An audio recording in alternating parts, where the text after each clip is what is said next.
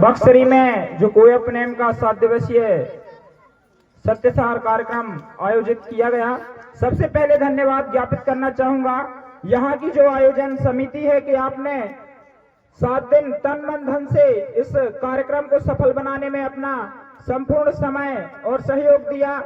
हम बहुत बहुत धन्यवाद ज्ञापित करना चाहते हैं और हमारे बीच में उपस्थित पुनेमाचार्य दादा राजा रावेंद्र साहब मरावी जी के चरणों में मेरा नतमस्तक सेवा जोहार और यहाँ पर उपस्थित समस्त भूमिका गुरुओं के चरणों में मेरा सादर सेवा जोहार और हमारे पैनवासी दादा हीरा सिंह मरकाम जी के चरणों में सादर सेवा जोहार, जिन्होंने इस गोंडवाना समग्र विकास क्रांति आंदोलन को सासाराम ने अपना संपूर्ण जीवन निछावर कर दिया। दादा शीतल साहब मकाम एवं दादा बीएल कोराम के चरणों में मैं नतमस्तक सेवा जोहार करता हूँ, सेवा जोहार करता हूँ इस ग्राम में विराजमान समस्त देवी देवताओं के चरणों में। और मैं अपना परिचय देना चाहूंगा। मेरा नाम प्रदीप सिंह मरकाम, वर्तमान में छात्र छात्राओं का प्रतिनिधित्व करता हूं, साथ में स्टूडेंट हूं, ग्रेजुएट। आप सभी के समक्ष गोंडवाना जो शब्द है, आप लोग इस शब्द को समझिए। कुछ लोग गोंडवाना शब्द को सीमित कर देते हैं कि ये गोंडवाना है, ये पीला गमछा है, ये गोंडों का है। गोंडवाना इस भूमि का नाम है। यह कोई न जातिवाचक शब्द है, यह राष्ट्रीयवाचक शब्द और इस भूमि का नाम गोंडवाना है। आप लोग बहुत ही सौभाग्यशाली हैं कि आपको ये सत्य निरंतर समय देते हैं, तो हमें इस समय नहीं मिल पाता।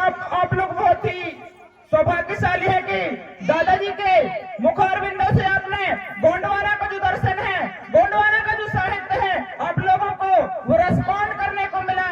और मैं आप सभी से कहना चाहूंगा कि अपने संस्कृति को जाने और अपने जो हक अधिकार हैं अपने बच्चों से संविधान पढ़ने को अवश्य कहें। एक रोटी कम खा लेना, एक रोटी कम खा लेना, लेकिन अपने बच्चों को पढ़ाना जरूर, जिससे वह कलेक्टर बने, आईएएस कलेक्टर बनने के बाद इंजीनियर अन्य क्षेत्रों में जाए। क्योंकि यदि आपके बच्चे शिक्षित हो जाए, आज तुम संपत्ति जोड़ भी लोगे और अपने बच्चों के अंदर संस्कार नहीं दोगे तो वो तुम्हारी संपत्ति को नाश कर देंगे, और यदि संस्कार तुम दोगे तो वो आने वाले समय में संपत्ति को जोड़ लेंगे। तो मेरा यही निवेदन है कि संगठित रहें। गोंडवाना का जो मूल उद्देश्य है, गोंडवाना को समझ पाना, जैसे कहते हैं शंभू सेठ की जटाएं, शंभू सेठ की जटाओं की तरह उलझा हुआ है हमारा ये गोंडवाना। मेरे कहने का मतलब यह है कि जैसे जिस प्रकार से उन जटाओं को समझ पाना मुमकिन नहीं है, उसी प्रकार से यदि हम जैसे जो धार्मिक क्षेत्र है, यदि वो लोग इस गोंडवाना को देखते हैं तो उनको लगता है कि ये धार्मिक है। जो सामान्य कहना यह है कि आप लोग संगठित रहें, संगठित रहेंगे तो आप अपने हक अधिकार और जो शोषण अन्याय अत्याचार होता है उन पर आप विजय पा सकते हैं।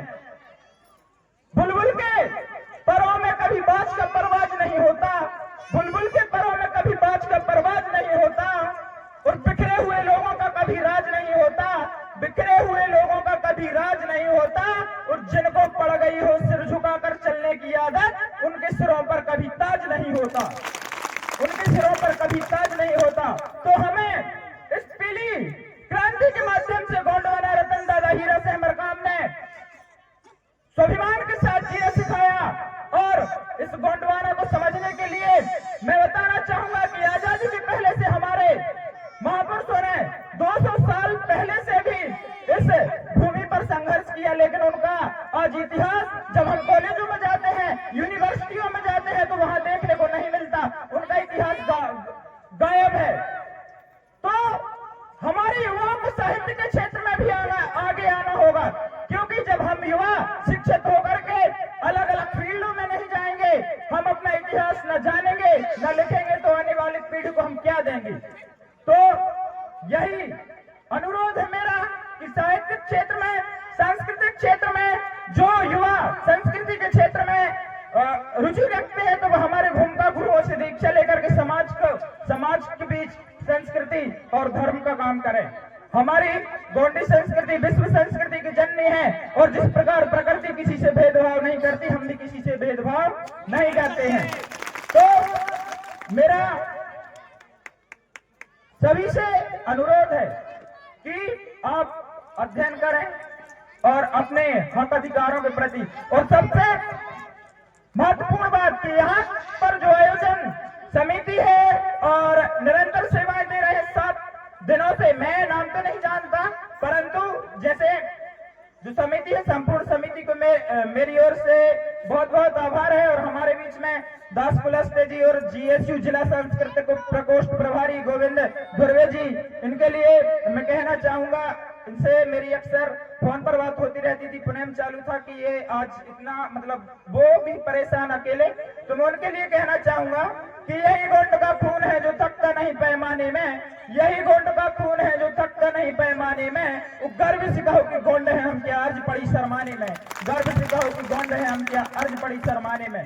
तो मैं कहना चाहूंगा आज के युवाओं के बीच न महापुरुषों को समझने की क्षमता है, ना कुछ पीले गमछे डाल करके कुछ भी करने के लिए तैयार रहते। मैं आपको बता दूं कि गोंडवाना का समृद्धशाली इतिहास, जब देश की आजादी के बाद इस देश का निर्माण हुआ तो 560 रियासतों में से 258 रियासतें आदिवासी राजाओं ने इस देश में विलय की, और आदिवासी राजाओं ने इस देश में विलय किया। उसके बाद सभी को भाषाओं के आधार पर राज्य मिले, गुजराती बोलने वाले को गुजरात, पंजाबी बोलने वाले को पंजाब, मराठी बोलने वाले को महाराष्ट्र, लेकिन गोंडी बोलने वालों को गोंडवाना राज आज तक नहीं मिला। उस टाइम पर लाल श्याम सांसद थे, उन्होंने इस आवाज को उठाया, और जब उनके मत कहा गया कि हम गोंडवाना राज्य नहीं देंगे तो उन्होंने तुरंत उस पद से इस्तीफा दे दिया था। तो ऐसा स्वाभिमान हमारे लोगों के बीच में था, और उन्हीं की वजह से आए आज ये गोंडवाना आंदोलन मजबूत है। और गोंडवाना समग्र विकास क्रांति आंदोलन में शिक्षा, स्वास्थ्य, सांस्कृतिक क्षेत्र में, सामाजिक क्षेत्र में और इन सभी में पारंगत होने के बाद हमारा जो विंग है वो राजनीतिक क्षेत्र में भी लोग जाते हैं, जहां पर हमारे हक अधिकारों और संविधान की बात होती है। तो मैं आप सभी से कहना चाहूंगा कि आप अपने बच्चों को पढ़ाएं। शिक्षित समाज अच्छे भविष्य का निर्माण कर सकता है, क्योंकि जिस समाज का इतिहास नहीं होता उसकी आने वाली पीढ़ी के लिए हम कुछ नहीं दे सकते। तो मेरा यही आग्रह और निवेदन है कि सही और गलत की पहचान करके अपनी शिक्षा, संस्कृति, परंपरा, रीति रिवाज और संपूर्ण कोय प्रेम समझ करके अपने जीवन में जो हमने 7 दिनों में गुरुजी के मुखारबिंदों से सीखा, उनको सुनना मात्र नहीं है, हमने उनसे क्या सीखा उसे अपने पूर्ण जीवन में उतारना भी है। तो मैं इतनी बात कह करके अपनी वाणी को विराम देना चाहूंगा, और आप सभी से मैं कहना चाहूंगा कि यदि मेरी वाणी में कहीं पर भी आपको कुछ बुरा लगा हो तो मुझे माफ मत करना। यदि मेरी कहीं पर गलती हो तो आप मुझे आकर के बता देना, जिससे मैं सुधार सकूं और आगे अपनी वाणी में सुधार ला सकूं। इसी के साथ मैं अपनी वाणी को विराम देता हूं। सभी को पुनः सादर सेवा जोहार। जय सेवा, जय बड़ा देव, जय गोंडवाना। एक बार जोरदार नारा लगाएंगे,